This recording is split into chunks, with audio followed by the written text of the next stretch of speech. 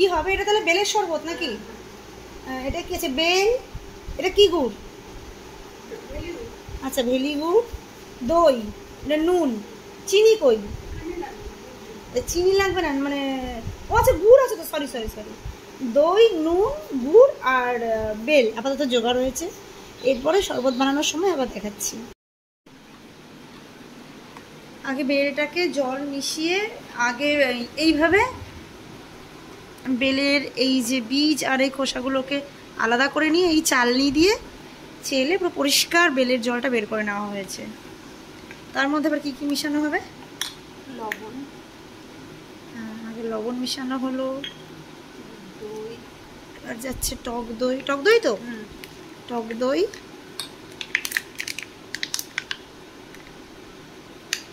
গুড়, যাচ্ছে গুড়। এবার এগুলোকে ভালো করে মিক্স করতে হবে। তৈরি হয়ে গেছে আমাদের বেলের শরবত। এবার ঢালা হচ্ছে। আপনাদের কার কার ভালো লাগে গরমের মধ্যে ঠান্ডা ঠান্ডায় বেলের শরবত?